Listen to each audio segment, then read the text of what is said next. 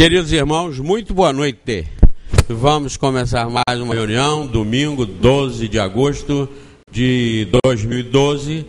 E aqui no Centro Espírita Friburguense nós estamos para continuar estudando a doutrina espírita. Essa doutrina tão enfraquecida que a gente ouve lá fora, que a estatística do IBGE mostraram aí com 2% apenas de espírita no mundo. Então vejam que triste. O espiritismo com 2% no mundo. Os ateus subiram 7,5%. São 8% de ateus ou sem religião. Os espíritas, 2%. Os católicos caíram 30%. Os evangélicos e protestantes subiram 20%. Veja que tragédia essa estatística. Porque o catolicismo cair 30% está dentro do esquema. Realmente a tendência do catolicismo é ir caindo, e depois juntar tudo embaixo, fazer um mar só dessas coisas que estão aí, né? O povo evangélico subir também está dentro das previsões, dentro do esquema. Agora, o espiritismo se mantém 70 anos com 2%, e os sem religião subirem no mesmo período 7,5%, tem coisa errada aí, não tem? Com relação à divulgação do espiritismo. É claro que o espiritismo não está sendo divulgado, não está sendo estudado. Porque se ele estivesse, ele não deixaria 8% de sem religião, não. Ele não deixaria os 30% que caíram do catolicismo aí sem saber para onde vão, não. Se o espiritismo estivesse sendo apresentado como ele é estudado aqui, como ele foi codificado, como ele é espiritismo, as coisas não estariam assim. 2%. Não deixe de assistir esse meu programa que está na televisão aí, e está aqui, ó, vão ser sorteados hoje, talvez 6 ou 8 DVDs. Não deixe de assistir esse programa, não. Quem tem YouTube, entra no YouTube, porque eu fiz um programa lá mostrando essa imoralidade que estão fazendo com o espiritismo, e cobrando deles. Qual a resposta, qual a explicação que vocês têm? Não tem alguma coisa errada? Em 70 anos, com Chico Xavier, com Divaldo Franco, com 45 milhões de obras vendidas. Isso eu mostrei os documentos lá, porque isso foi publicado, não foi Zé Mané que fez, não. Eu estou só articulando isso, para mostrar que o espiritismo não está sendo... não está tendo conhecimento e sucesso na sociedade, porque existe um plano para manter o espiritismo na lona, e é o que o Movimento Espírita e a Federação Espírita Brasileira está fazendo, e fazendo com sucesso, porque enquanto os sem religião, sozinhos, só pensando com a própria cabeça, subiram 7,5%, Federação Espírita Brasileira com 45 milhões de livros publicados, Chico Xavier, Divaldo Franco, Raul Teixeira, mantém 70 anos, subiu menos de 1% em 70 anos. Em 1940, os espíritas eram 1,1% da população brasileira. 70 anos depois, o espiritismo é 2% da população brasileira. Isso é uma vergonha. E eu mostrei lá porque o espiritismo é uma doutrina burra, é uma doutrina que não satisfaz, que não mostra os valores do cristianismo, que não mostra os valores da ciência para que se entenda Deus no mundo moderno. É por isso? Claro que não, claro que não. Por outro lado, o programa que eu faço na televisão, e faço como nós fazemos essas reuniões aqui, tem 93% de aprovação. Estatística do YouTube. Mas é Mané que fez para dizer que eu estou bem lá, não. Que aliás não sou eu, é o espiritismo. 93% de aceitação e 7% de rejeição. Então vejam, se Zé Mané, sozinho, sem livro nenhum publicado, sem Chico, sem Divaldo, sem Federação, sem nada, consegue 93% de aprovação, por que isso aí que diz que é movimento a favor do espiritismo, em 70 anos não consegue 1%? Hã? Tem ou não tem coisa errada lá, Maçom? Benítez, vocês que nos ajudam aí, o Maçom, o Benítez, o Serginho, o Ayute, essa turma que ajuda a gente, que ajuda o patrocínio lá. Veja se não tem coisa errada. É claro que tem, claro. E nós vamos desbancar isso lá, na moral. como eu digo no programa, nós vamos desbancar na moral, mostrando essa vergonha. Ao invés de divulgar o espiritismo, estão divulgando obras mediúnicas para ganhar muito dinheiro, porque dinheiro dá. Venderam 45 milhões de livros, chamados de espírita, mas não são. Porque se fosse, o índice não estava em 2%. Isso é matemática. Isso não é briga minha com eles, isso é matemática. Nós estamos aqui para divulgar e defender a doutrina espírita. O resto é isso aí que estão fazendo, com o nome de espírita. Eu até falo com vocês, frequentem os outros centros, visitem, para saber como é que é a coisa. Para ver a diferença. E depois se perguntem, por que não funciona? Por que não progride? Porque tem um plano da espiritualidade e dos encarnados para boicotar, para manter isso debaixo do tapete, como eu falo lá no programa. Sabe quantas reações já tive até agora? Já tem 2 semanas reprisando, inclusive no YouTube, para o mundo inteiro. Sabe quantas contestações já tive até agora? Nenhuma. Que além de tudo se acovardam. Nenhuma contestação. Mas não é sério? Então aqui nesse centro nós nos reunimos para estudar a doutrina espírita. O que se estuda aqui é o espiritismo que vai dar jeito no mundo. Dá jeito em qualquer planeta que isso seja estudado. Tem nome de espiritismo porque tem que ter algum nome, mas podia ter qualquer outro nome. Podia chamar rabanete. É essa revelação das regras do universo para nos esclarecer e nos fazer progredir. Nós todos, não nós só que conhecemos, estamos dentro do centro, mas todos conhecendo essas regras de justiça, de solidariedade, de amor, de Deus, de perfeição para todos. Percebam bem, observem bem. Eu sempre falo, vocês não vêm aqui para escutar e sair daqui todo mundo cabrestado. Vocês vêm aqui para ter raciocínio, para ter liberdade. Vocês são espíritas por quê? Porque a doutrina espírita é eficaz, competente, nos ajuda realmente nos explicando quem somos, de onde viemos, o que estamos fazendo aqui e para onde nós vamos. E quais são as nossas responsabilidades. Se essa doutrina aqui é divulgada como deveria ser, e se ela está mais influente no Brasil e no mundo, as coisas estariam melhores realmente. Os corruptos não conhecem o espiritismo, porque se conhecessem, pelo menos seriam menos corruptos. Porque tem muita gente que aceita, corre o risco. É igual o cara que bebe, você fala não bebe, e ele sabe que beber faz mal, mas ele bebe mesmo sabendo. Se prova convencer, se médico não fumava, não é? E médico fuma, e médico até bebe. Então não significa que o espiritismo tem 50%, 60% no país, mas tem tanta gente ainda espírita, safada, isso vai ter sempre. Enquanto o planeta ainda estiver nessa fase de evolução que está aí. Mas que diminui, claro que diminui. O espiritismo é o remédio, é o conhecimento de Deus e das suas regras. E vai realmente interferir e mudar o mundo. Com certeza. Agora depende de quem? Da gente. Se a gente se acovardar, se a gente ficar achando que está tudo perdido, ou que deixa para lá, aí nós não estamos cumprindo com o nosso papel. Queridos, com a ajuda dos bons espíritos, a participação de todos eles nos ajudando, nos estimulando, nos incentivando e nos colocando em condições de aprender cada vez mais, e em nome de Deus, nós damos por iniciada a reunião de hoje, passando a palavra para Tereza Cristina. Gostou do anúncio? Gostou do anúncio? Boa noite a todos.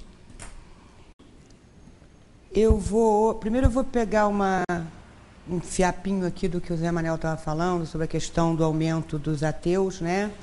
E a estabilidade, né, do número de estudiosos da doutrina espírita, acrescentando, né, ao que ele falou, que os ateus aumentam o número de pessoas que não creem em Deus, não entendem o porquê da vida, exatamente porque ele falou, porque a doutrina espírita é muito mal divulgada. Nem sempre a doutrina espírita, a divulgação da doutrina espírita fica baseada nas obras básicas. E aí as pessoas questionam, interrogam, as pessoas que têm inteligência e raciocinam, eles não conseguem entender um igrejismo dentro da doutrina espírita, cultos dentro da doutrina espírita. Então é preciso que a gente divulgue as obras básicas para que essas pessoas consigam realmente entender o porquê estão aqui, para que estão aqui, o mecanismo da reencarnação. Então, nós devemos cada vez mais divulgar o Espiritismo, falando do Livro dos Espíritos, do Evangelho segundo o Espiritismo, de todos os livros que Kardec codificou com o auxílio dos Espíritos, para que essas pessoas consigam entender o mecanismo da vida. E com relação à estabilização do número de espíritas, né, não aumentou, não diminuiu, eu acredito que os espíritas que já conseguiram realmente entender a doutrina espírita são aqueles que a cada dia mais estudam as obras básicas. E o que acontece? Muitas pessoas não querem se modificar. Então, apesar de estudarem, apesar de entenderem, a primeira coisa que você percebe através do estudo da codificação é que você precisa se modificar. Você precisa, não tem outra forma de você chegar, retornar para casa, retornar para o plano espiritual melhor do que você veio para cá, sem fazer modificações, transformações. Então, muitas pessoas até têm acesso à doutrina, têm acesso à codificação, ouvem falar, se interessam, procuram saber, mas quando descobrem que vão ter que deixar de lado o orgulho, que vão ter que deixar de lado a vaidade, vão ter que trabalhar muito para poder amar ao próximo como a si mesmo, quando descobrem que não são as pessoas mais importantes do mundo, quando descobrem que o dinheiro, o poder, tá, não vai lhe valer de nada no plano espiritual, no seu retorno para casa, elas desistem. É melhor acreditar num Deus que vai perdoar todos os meus erros quando eu no leito de morte pedir perdão. É melhor acreditar num Deus que vai abrir os braços e me receber quando eu me ajoelhar e falar: perdoa, perdoa por ter matado, perdoa por não ter dado atenção a um ente querido, perdoa por ter pensado nos meus bens materiais, perdoa por não ter olhado ao meu próximo como ao meu irmão. É mais fácil acreditar nesse Deus que vai passar a mão sobre a nossa cabeça e dizer: está perdoado, do que acreditar que na outra vida, no plano espiritual, nós vamos ter que reconhecer nossos erros, a nossa consciência vai nos cobrar. Ninguém vai conseguir fugir da sua própria consciência. Tá? Está tudo registrado, tudo que nós fizemos, de bom e de mal, tudo isso está registrado. E ao retornarmos, vamos nos deparar com nós mesmos e vamos lamentar todo o mal que praticamos e o bem que não fizemos. Bem, essa palestra que eu vou fazer hoje, eu até comentei quando a Valéria pediu se eu poderia fazer a palestra hoje, tá? Há um ano, quer dizer, não tem exatamente um ano atrás, mas no Dia dos Pais do ano passado eu estava fazendo a mesma palestra. E eu resolvi repetir propositalmente. É uma palestra que praticamente não é minha. Tudo que está aqui está na codificação, ou no Evangelho, ou no Livro dos Espíritos. Por quê? Falar de pai é falar de mãe também. Dia dos Pais é segunda, terça, quarta, que você está lindo. Para vê-la mais bonita. Dia dos Pais... Dia dos Pais é segunda, terça, quarta, quinta e sexta, sábado, domingo, segunda, terça. Dia dos Pais é dia do nosso irmão, é dia daquele ser, daquele espírito que nos trouxe de volta ao corpo. Dia das Mães também. Então a palestra é: nossos filhos são espíritos. Ao invés de falar diretamente dos pais, nós vamos falar dessa relação de filho, pai e mãe. Então, nossos filhos são espíritos adultos, inteligentes, experimentados, espíritos antigos, aprisionados num corpinho físico que ainda não lhes proporcionam as condições mínimas de que precisam para expressar todo o seu potencial. Nós temos o privilégio e a responsabilidade de ajudá-los a se expressarem novamente como ser humano. Então, quando olhamos aquele bebezinho fofinho como um que está por aí, o neto do Wagner, a neta, saiu? A gente olha e fala, meu Deus, que coisa doce, que coisa linda, vamos beijar, dá vontade de apertar, dá vontade de levar para casa, tá? E são mesmo lindos, mas são espíritos antigos. São espíritos, às vezes, mais velhos do que nós mesmos, que estão ali encarnando num corpinho frágil para receber novas informações, para resgatar erros do passado, para corrigir falhas e para se melhorar, para se transformar, para se modificar. Todos nós já fomos esses bebezinhos fofinhos e lindos. E todos nós, no decorrer de nossas vidas, fomos recebendo informações dos pais, dos professores, daqueles que convivem conosco no núcleo familiar. E essas informações nós vamos ou não transformando o nosso espírito em espírito melhor. No Livro dos Espíritos, na pergunta 132, Kardec pergunta: qual a finalidade da encarnação dos espíritos? E a resposta: Deus a impõe com o fim de levá-los à perfeição. Para uns é uma expiação, para outros uma missão. Mas para chegar a essa perfeição, eles devem sofrer todas as vicissitudes da existência corpórea. Nisto é que está a expiação. A encarnação tem ainda outra finalidade, que é a de pôr o espírito em condições de enfrentar a sua parte na obra de criação. Então, todos nós já tivemos vidas anteriores, muitas e muitas e muitas. E é isso que proporciona as mudanças que vamos fazendo no nosso dia a dia. Só isso explica a justiça, a bondade e a misericórdia de Deus. É a única explicação de um Deus que realmente nos ama e nos ama a todos por igual, sem diferenciar filho de filho, sem apontar para um e dizer você é especial, você nasceu na riqueza, e para o outro, não, você é um filho menos amado, você vai lutar na pobreza. Não.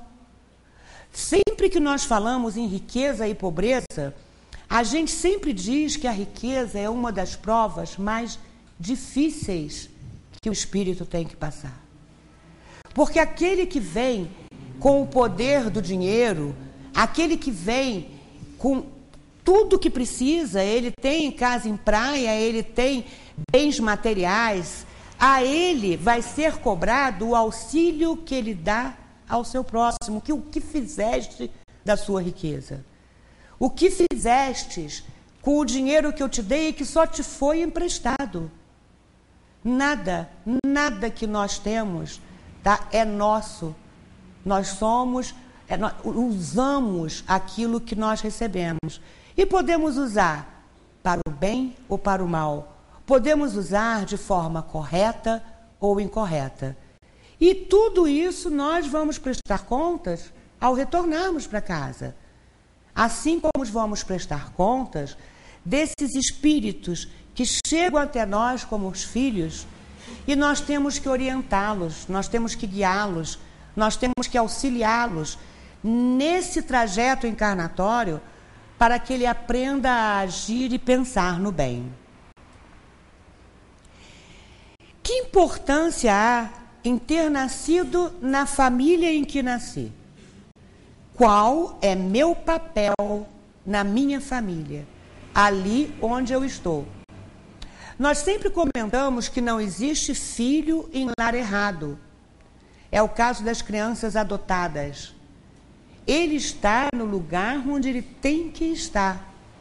Pode ter vindo de uma mãe biológica e ser acarinhado, ser pego por uma outra família, mas é naquela família ali que ele foi assimilado, que ele tem que cumprir o seu karma. E sempre que eu falo nesse exemplo, eu me recordo de uma mãe, de uma avó, de uma criança da APAE, que ela tinha uma filha, essa filha engravidou, e nasceu uma criança com paralisia cerebral, que atualmente já desencarnou acho que com 11 ou 12 anos, e essa criança chegou até ela através da filha. E a filha chegou a cuidar 1 ou 2 anos, e a filha voltou a se casar, teve um filho que não era portador de necessidade especial, e acabou deixando esse filho com a avó. E a avó abraçou essa criança, tá, como se ela tivesse nascido naquele momento. E assim foi até ele desencarnar. E essa avó, um dia, conversando comigo, falou: doutora, ela não tinha nenhuma noção da doutrina espírita, mas ela conseguiu resumir com o sentimento dela, com o coração, o que nós falamos sobre os filhos adotados. Ela falou: doutora, ele sempre foi meu. Aí ela contou, ela já era uma senhora de seus 42, 43 anos, ela falou que ela engravidou um pouco antes, uns 5, 6 anos antes da filha ter esse filho. E foi um susto, ela não queria mais filhos, e ela, no 6º, 7º mês de gravidez, esse filho acabou morrendo, ela teve um natimorto, porque ela tinha o útero todo miomatoso, eram muitos miomas, ela não conseguiu segurar essa gravidez. E ela falou que sofreu muito com aquilo, mas se apaziguou o coração dela, e 6, 7 anos depois, essa filha tem essa criança com paralisia cerebral. E intuitivamente, quer dizer, pode até ser ou não ser, mas ela, no coração dela, ela achava que ali estava o mesmo espírito. Que aquele bebê que ela perdeu aos 7 meses e ela recebia de novo através da filha para cuidar. E foi assim uma das mães da APAE mais zelosas, mais caprichosas, até que o neto desencarnou. Então a importância do meu papel na minha família é trabalhar o máximo possível em favor do grupo familiar. Nascemos onde merecemos, aonde temos necessidade de evoluir. Nem sempre a família será ideal, mas nós poderemos ser ideais para a família. Nem sempre vamos ter pais e mães que vamos considerar o máximo, podemos ter pais e mães negligentes, mas nós estamos ali para aprender, para resgatar, para burilar um relacionamento entre espíritos. Como se formam as famílias? No livro Espíritos, na pergunta 204, Kardec questiona: desde que tivemos muitas existências, o parentesco remonta às anteriores? E os espíritos respondem: não poderia ser de outra maneira. A sucessão das existências corpóreas estabelece entre os espíritos liames que remontam às existências anteriores. Disso decorre, frequentemente, as causas de simpatia entre vós e alguns espíritos que vos parecem estranhos. Quantas vezes uma mãe não se depara olhando 5, 6 filhos, amando aqueles filhos, porque a relação pai e mãe e filho é um trabalho de amor constante, mas quantas vezes ela não olha e tem aquele que para ela é o especial? Especial no sentido que ela não sabe explicar, mas é a ele que ela mais ama. Ela tenta disfarçar, mas é a ele que ela mais se dedica. E vem aquela ciumeira dos outros irmãos, tá? E fala, puxa, mamãe fica puxando o saco de fulano, tudo é para ele. Talvez seja aquele filho o que mais necessita dela. Talvez aquele espírito que esteja ali seja aquele que ela sabe que ela mais deve. É aquele que mais ela precisa resgatar, transformar uma relação de ódio em amor. Ou o contrário, talvez seja aquele espírito que encarnou ali para auxiliá-la a conviver com os outros, a conviver com os desafetos. Então, é óbvio que a existência atual, principalmente o núcleo familiar, essas relações remontam às relações anteriores. E, normalmente, nós devemos dar atenção àquele parente mais chatinho, aquele que a gente olha e fala, meu Deus, ele veio hoje para minha casa, ele vai passar 15 dias de férias comigo, tá? Esse, geralmente, é a quem nós mais devemos, são eles a que a gente tem que abraçar, a gente tem que trabalhar, paciência, tolerância. E muitas vezes aquele filho que a gente faz é o que a gente mais tem que exercitar o amor. Os filhos de difícil relação são aqueles que a gente tem que procurar brigar por eles até o último minuto. Porque ali está um espírito que nós acolhemos, que nós recebemos e que nós prometemos que iríamos auxiliar, que iríamos transformar, que iríamos modificar.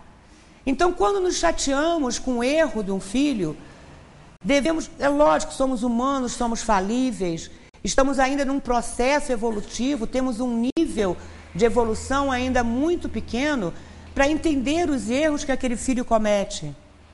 Mas devemos, depois de nos chatearmos, de brigar, de nos exaltar, parar, pensar e conversar com aquele filho. Falar, o que aconteceu? Por que você fez isso? Por que você bebeu tanto ontem? Por que você não está estudando?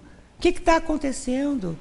E quanto mais ficamos irritados com eles, mais devemos exercitar a nossa paciência. Mais devemos exercitar a nossa tolerância. Porque ali está o espírito que nós recebemos e prometemos auxiliar. Os espíritos que, à semelhança dos gostos, a identidade de progresso moral e a afeição, levam a se reunirem, formam famílias. Esses espíritos são aqueles que formam aquelas famílias mais homogêneas, aquelas famílias mais tranquilas, aquelas famílias que a gente olha e fala, nossa, tá, tem tanta harmonia, tem tanto amor.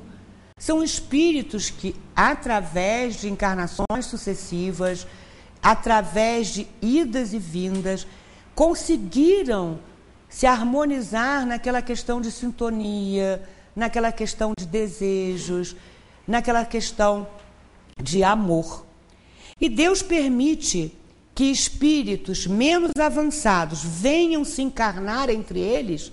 É aquele filho problema, é aquele tio problema, é aquele avô problema. Por quê? Porque nessa família eles vão aurir conselhos e bons exemplos, no interesse do seu adiantamento. Eles causam, por vezes, perturbações, mas aí está a prova.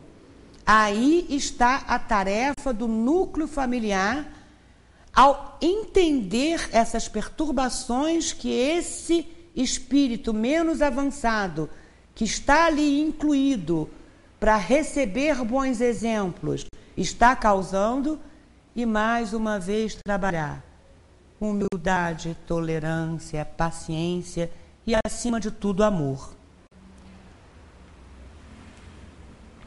Acolhei-os, pois, como irmãos. Vinde em sua ajuda.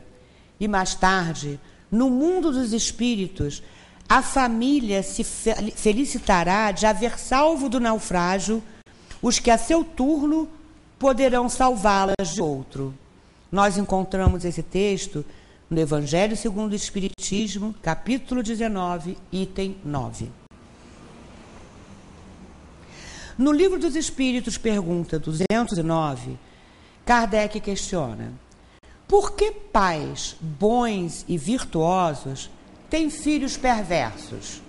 Ou seja, por que as boas qualidades dos pais não atraem sempre por simpatia bons espíritos como filhos? Um mau espírito pode pedir bons pais na esperança de que os seus conselhos o dirijam por uma senda melhor. E muitas vezes Deus o atende. E aí a gente tem que lembrar do planejamento reencarnatório que ocorre antes de virmos abrigar o corpo. Existem planos, existem acordos entre espíritos.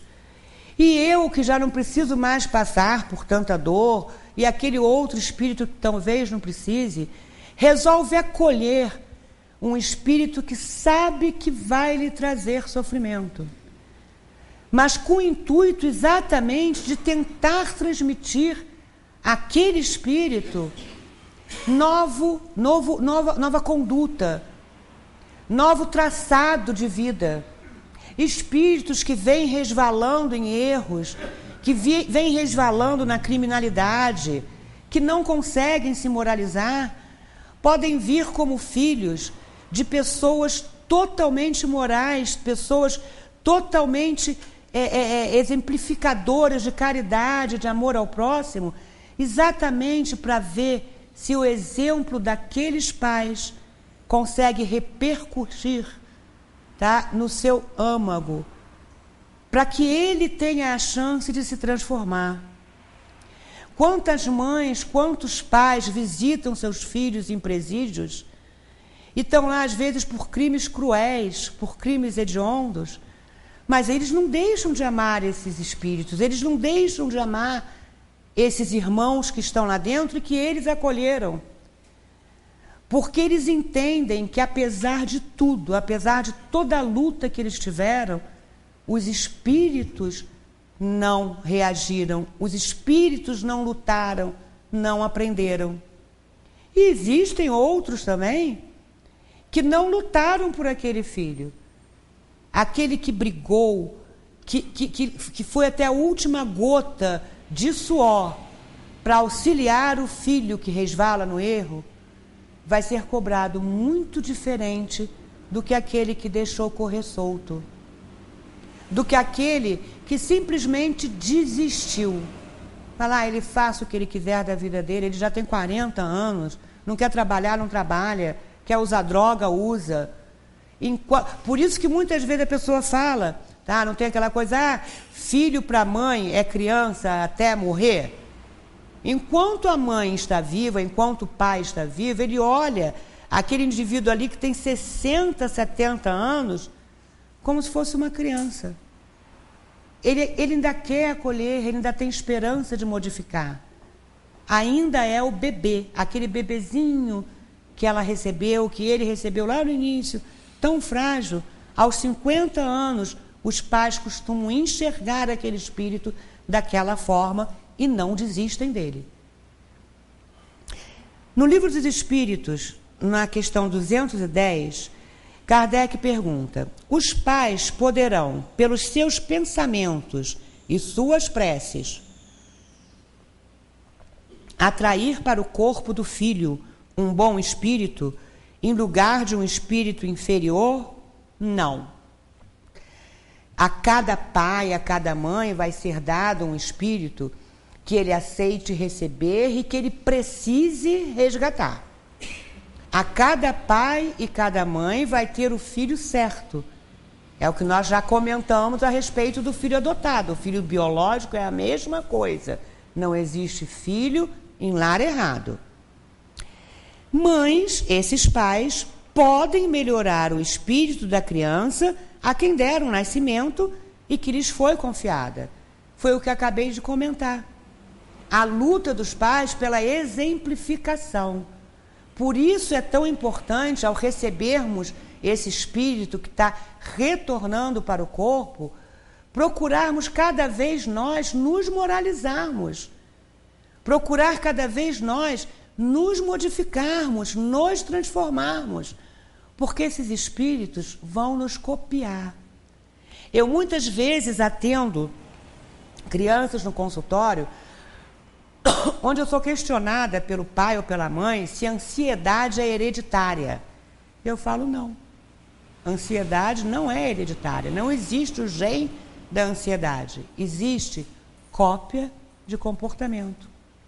Filhos de ansiosos geralmente são ansiosos, porque eles veem o pai lá preocupado com uma coisa, correndo de um lado para o outro, a mãe que quer fazer tudo ao mesmo tempo, tá? E para aquela criança que está começando ali o novo trajeto no corpo, tá? O que papai e o que mamãe faz é o certo. Então, se eu vejo mamãe correndo, querendo fazer tudo ao mesmo tempo, é assim que as coisas devem ser feitas. Se eu vejo papai e mamãe bebendo, isso não está errado, eles fazem. Tá? E papai é do tráfico. Você também. Mas sempre acontece assim? Não. Existem espíritos que, apesar de não receberem a exemplificação dos pais, conseguem evoluir por si mesmo. Conseguem entender, não, o que o pai está fazendo não é certo, eu não vou ser como ele. Eu nasci na favela, nasci no Morro do Alemão, tá? Vejo meus amigos servindo de avião no tráfico, mas não é o que eu quero para mim. São espíritos que já conseguiram uma carga moral em outras encarnações. E eles talvez tenham sido incluídos ali naquela família para fazer o inverso, para servir de exemplo para pais, para servir de exemplo para aqueles coleguinhas que não são como eles e que ficam se envolvendo com a marginalidade. E ele ali, naquele núcleo, mas ele fala, não, eu quero estudar, eu quero seguir o meu caminho, eu quero servir o caminho do bem. Eu não sei se vocês viram, agora não lembro se foi no Globo Repórter ou no Profissão Repórter, que a história de um rapaz lá no norte, nordeste, tá? Mas muita pobreza, uma região de muita pobreza, tá? Os pais dele ainda falavam, tinha dia que tinha almoço, tinha dia que não tinha janta, tinha dia que não tinha nem o almoço nem a janta. E para ele estudar, ele caminhava assim um trajeto muito grande. Mas esse rapaz, desde muito criança, tinha paixão pela leitura. E apesar da mãe não saber ler e escrever direito, mas apesar do pai não saber ler direito, eles apostaram naquele filho e falaram, não, ele não vai trabalhar na lavoura, ele vai estudar.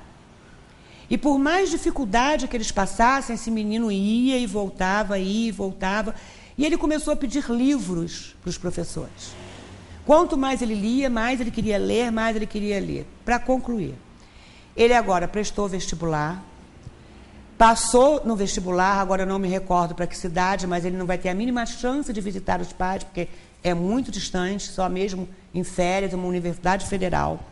E nesse período que ele foi juntando os livros, tá? Ele formou dentro da casa dele uma biblioteca. E aí perguntaram, aliás, foi no programa do Bial, na Moral. E aí perguntaram a ele qual a intenção dele de formar aquela biblioteca. Ele falou que ele queria passar para os colegas e para outros que viessem depois o prazer de ler. E que na cidade dele não tinha uma biblioteca. Então, que ele foi tudo que ele pedia aos professores, ele ia lendo, ele foi juntando ali. E se vocês verem, é uma biblioteca imensa. E a grande preocupação dele agora é que ele vai sair dali. Ele vai fazer a faculdade de jornalismo dele. E aí, o que ele fez? Ele pediu à mãe que cuidasse daquilo. E a mãe falou que pegou aquilo como uma missão. Falou, o cuidado que o meu filho tinha com isso, eu vou ter. Quer dizer, pessoas humildes, pessoas que não tinham poder aquisitivo nenhum, mas que ali nasceu um espírito que quer, tanto a parte moral dele está desenvolvida, porque ele não foi egoísta, ele quer auxiliar as pessoas a terem o mesmo acesso à leitura que ele teve, e um espírito que tinha já um desenvolvimento intelectual que foi levando ele cada vez mais, vai fazer a faculdade de jornalismo dele e com certeza está trilhando um caminho no bem.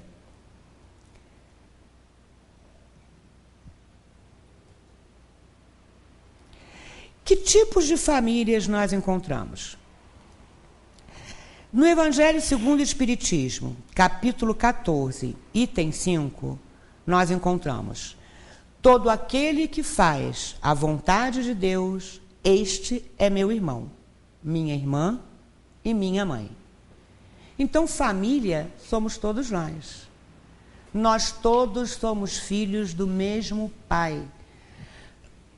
E Ele nos ama de forma absolutamente igual.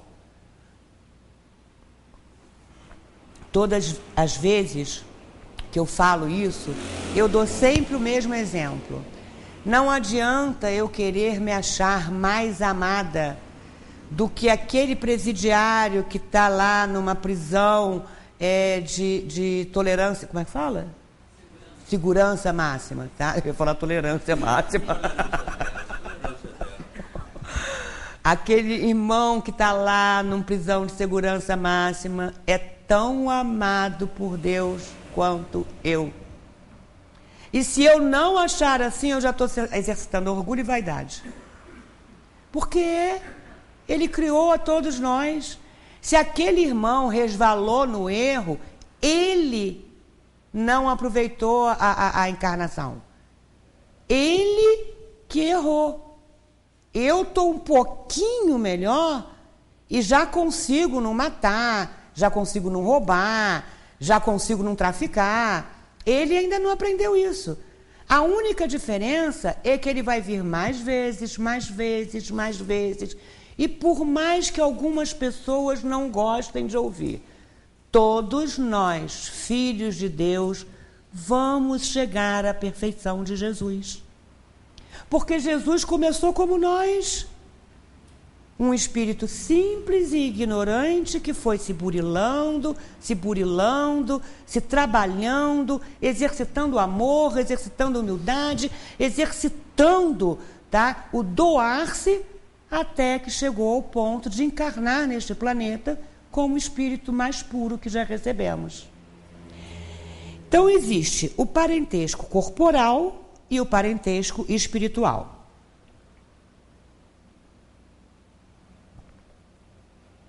Os verdadeiros laços de família não são, pois, os da consanguinidade, mas os da simpatia e da comunhão de pensamentos que unem os espíritos antes, durante e após sua encarnação. Filhos de pais diferentes podem ser mais irmãos pelo espírito do que se o fossem de sangue. Muitas vezes nós temos mais afetividade, mais sintonia, mais carinho por uma amiga do que por nosso próprio irmão. Está errado? Não, a gente ama o irmão da gente. Só que aquela amiga que está ali, ela me traz lembranças, tá? Lembranças inconscientes de um convívio que já tivemos que foi extremamente amoroso. Nós somos irmãos, nós convivemos o tempo todo. O mendigo que está ali pode já ter sido um ente querido meu. Por isso devemos exercitar misericórdia, caridade. Nós não sabemos que relação tivemos nas outras encarnações. E podemos nos lamentar muito ao retornarmos ao plano espiritual e descobrirmos que aquele vizinho que a gente vivia xingando, gritando, berrando com ele, chamava a polícia, tá? Implicava com o cara o tempo todo. A gente olha e fala, papai, tá? Porque é possível. Nós temos que ter essa consciência.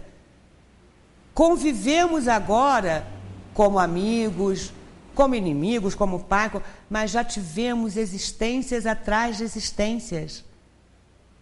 temos ligações anteriores. A verdadeira família é essa, é a família espiritual.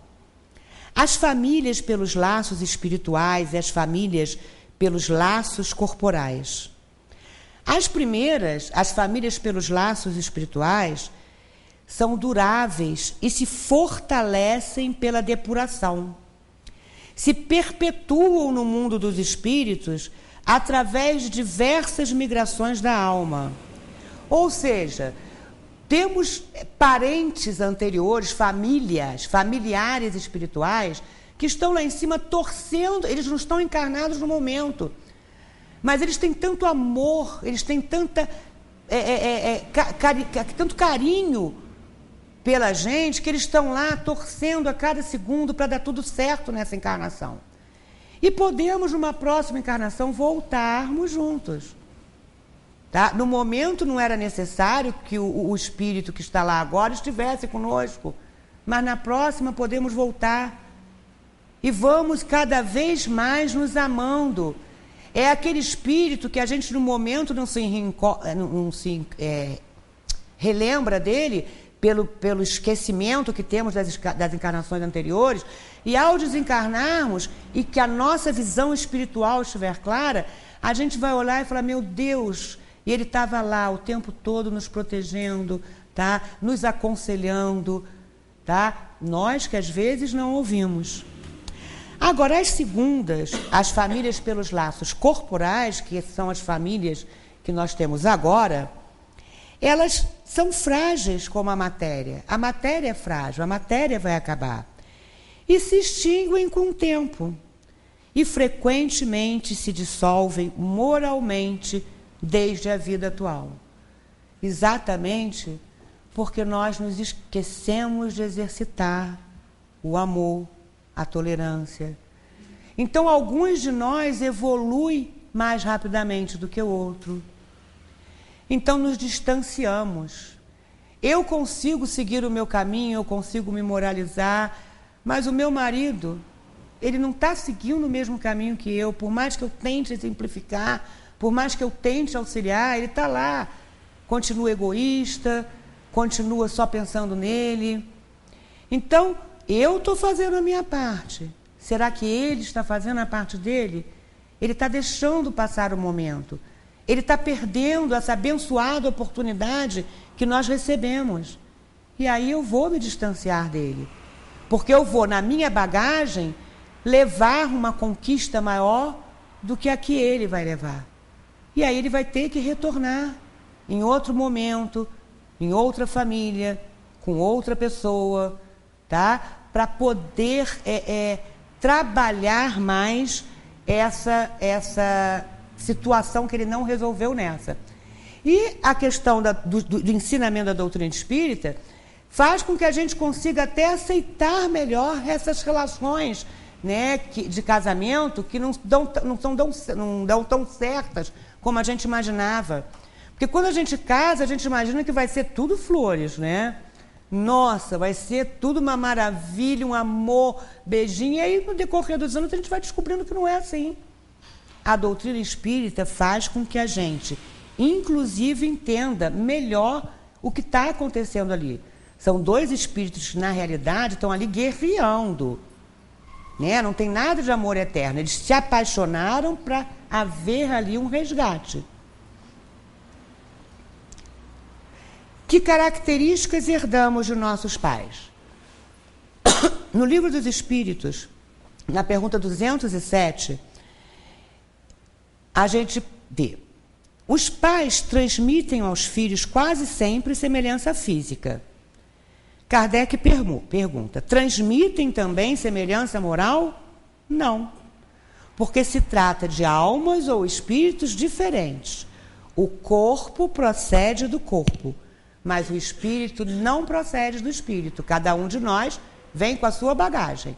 E cada um de nós vai ser responsável pelo trajeto que vamos seguir com a influência moral dos nossos pais. No Livro dos Espíritos 207A, Kardec questiona: de onde vêm as semelhanças morais que existem às vezes entre pais e filhos? Os espíritos simpáticos entre si são atraídos pela afinidade de suas inclinações. Então, são aqueles filhos que vêm com o mesmo nível de moralização dos pais, e são aqueles que eu falo que a mãe às vezes olha com mais carinho, e ele estava ali naquele cantinho para auxiliar a mãe e o pai a conviverem melhor com aqueles que vieram para alfinetar. Livro dos Espíritos, pergunta 203. Os pais transmitem uma porção de sua alma ou nada mais fazem do que lhes dar a vida animal, a que uma nova alma vem juntar depois a vida moral? Resposta: somente a vida animal. A alma é indivisível. Um pai estúpido pode ter filhos inteligentes e vice-versa. Livro dos Espíritos 208. O espírito dos pais não exerce influência sobre o filho após o nascimento? Resposta: exerce e muito, pois, como já dissemos, os espíritos devem concorrer para o progresso recíproco. Pois bem, o espírito dos pais tem a missão de desenvolver o dos filhos pela educação. Isso é para eles uma tarefa. Se nela falhar, será culpado. Mas e se o filho, se os pais fizeram todo o possível e o filho não aprendeu? Nós, ao retornarmos para casa, vamos ter exatamente a consciência de que se fizemos ou não todo o possível. Muitas vezes nós vamos ser culpados pela negligência. Nós vamos ser culpados por aquilo que não tentamos. Agora, muitas vezes pais e mães lutam o máximo possível para moralizar um filho e não conseguem. De quem é a culpa?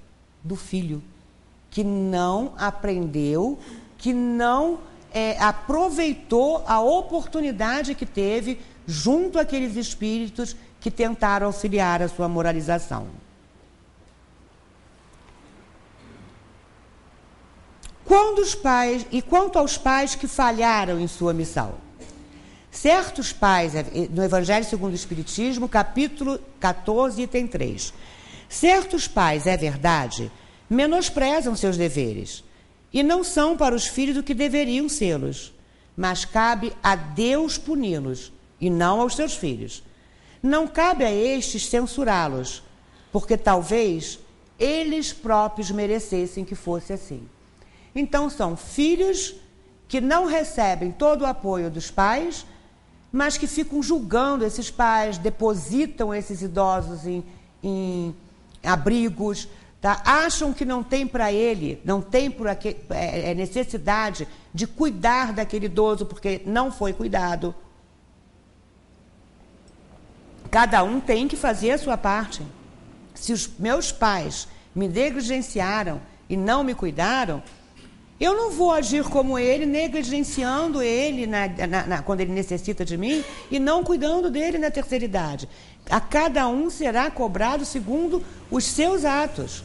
Eu não vou responder pelas atitudes dos meus pais, eu vou responder pelas minhas atitudes para com ele. Então, ainda que eu não tenha sido cuidada, ainda que eu não tenha sido protegida, ainda que eu não tenha sido moralizada, se eu conseguir evoluir sozinha, eu tenho que pensar nos meus pais como aqueles que me deram a oportunidade de estar na atual encarnação.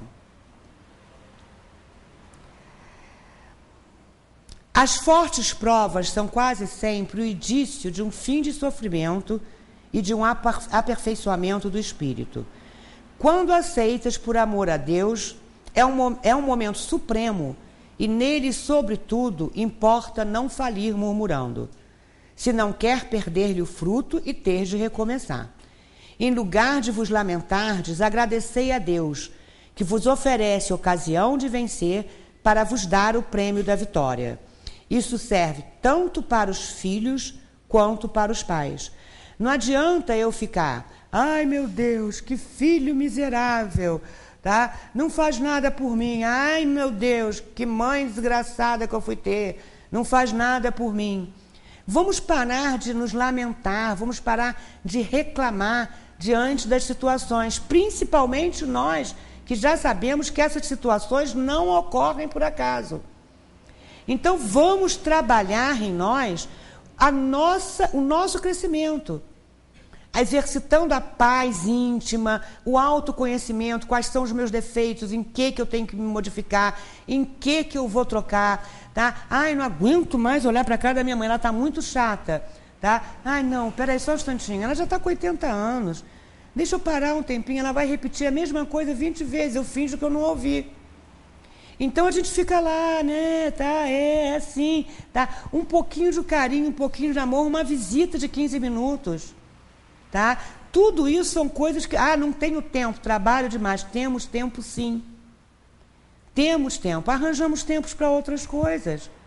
Vamos fazer a unha, vamos fazer o cabelo, tá? Vamos sair para comprar roupa. E a mesma coisa a mãe. A intolerância dela com o filho, falar, não aguento mais, não te aguento mais, você não tem mais jeito. Como não tem jeito? Se ele está vivo, se ele está encarnado, se a gente não sabe quando que vai ser o dia dele ir embora, ele está com 25, 30 anos, como não tem jeito? Se nós sabemos que as nossas modificações são diárias, a cada minuto podemos nos modificar um pouquinho, então como aquele filho não vai ter jeito? Então, estudamos a doutrina espírita para colocarmos isso em prática. Não vamos deixar passar essa oportunidade abençoada que recebemos, não fazendo aquilo que temos que fazer. Então, no finalzinho da palestra, eu comi um pedação da palestra, porque eu vi que não ia dar tempo. Aí, eu coloquei o seguinte: pais, compreendei neste momento atual o grande papel da humanidade. Compreendei que quando gerais um corpo, a alma que se encarna vem do espaço para progredir. Tomai conhecimento dos vossos deveres e ponde o vosso amor em aproximar essa alma que recebeste de Deus. Filhos, segundo a boa ou má resolução que prevalecer através do livre-arbítrio, serás amigo ou inimigo daqueles em cujo meio foi chamado a viver. Que Deus nos abençoe e muita paz para todos.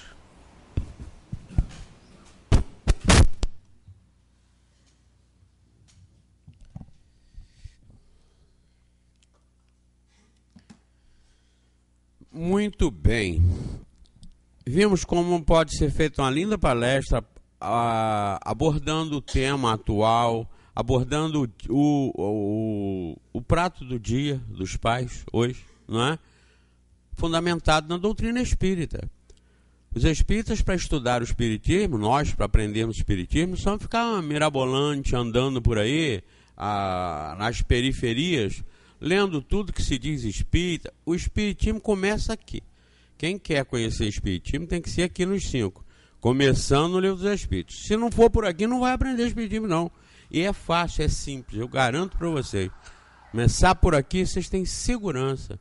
Aí as coisas demais ficam até desinteressantes. Não tem lá banho de imposto. Você vai ler o que lá fora? Se você já compreendeu aqui. Qualquer assunto que venha de fora, eu garanto para vocês, se encaixa aqui de corpo inteiro. Falei, por exemplo, sobre esse bósio de Higgs que foi descoberto recentemente, agora deve ter no máximo dentro dos últimos 30 dias. Eu falei sobre o bósio de Higgs, uma descoberta que lá diz assim, encaixou-se perfeitamente. Eu tenho uma matéria científica cujo título é assim, encaixou-se perfeitamente.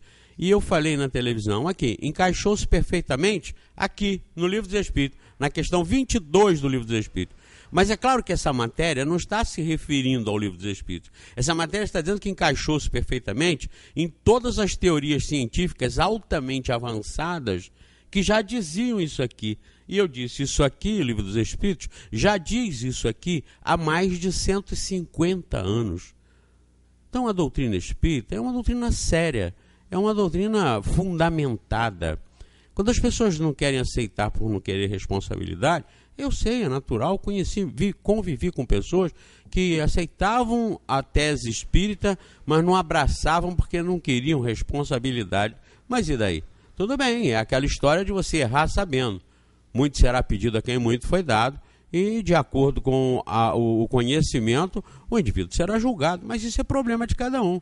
Se você quiser fugir do conhecimento agora, azar o seu, problema seu. Mais tarde você vai ter as mesmas ou mais dificuldades para conseguir compreender ou aprender aquilo que você já poderia ter aprendido.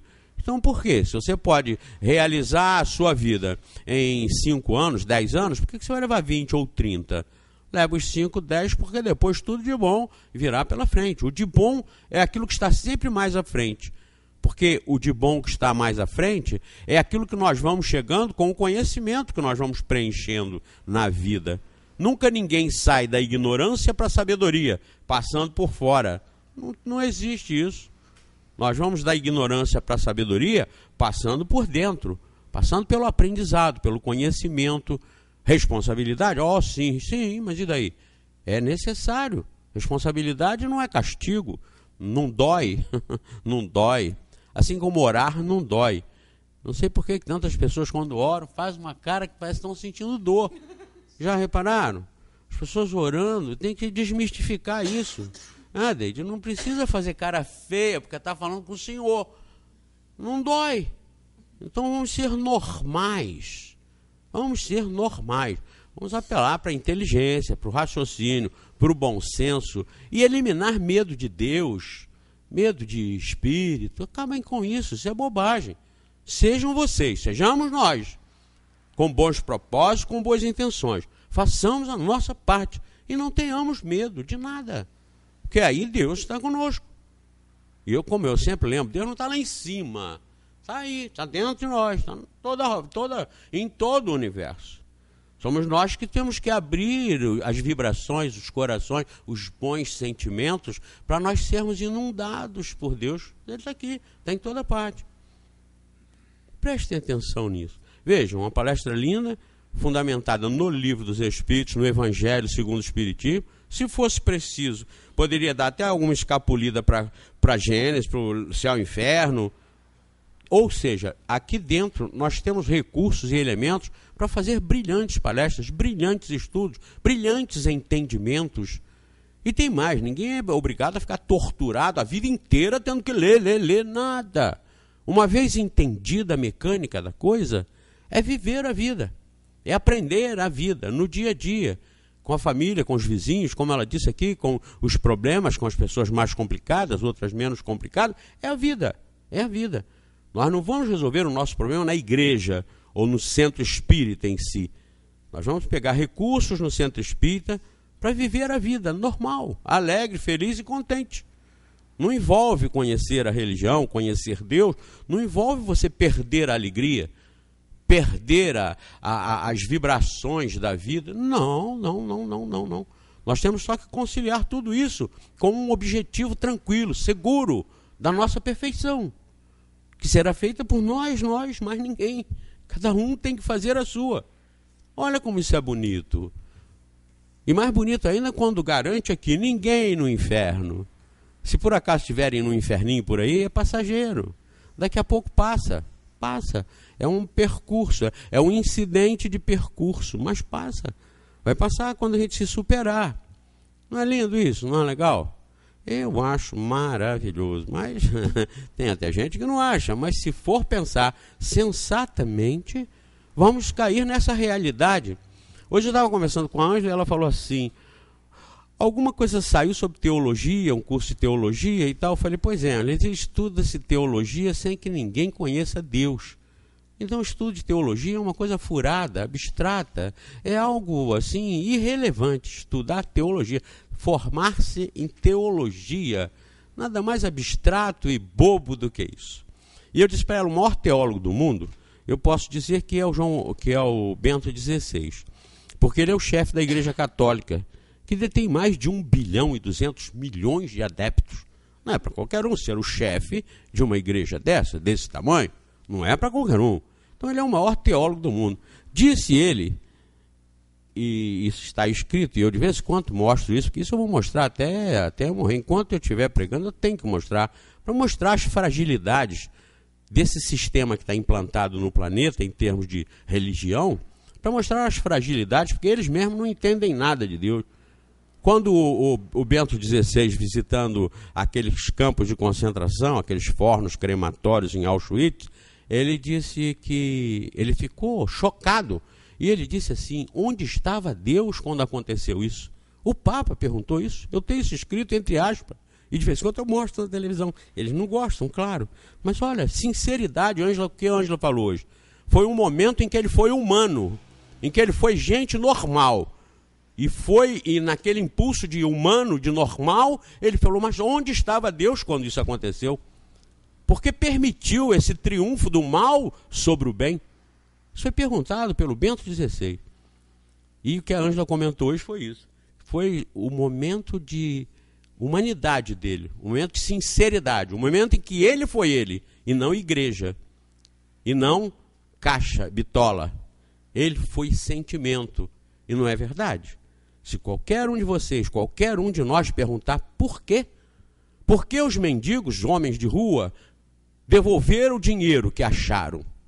E por que os políticos que comandam as nações roubam o dinheiro da saúde, da educação? Por quê?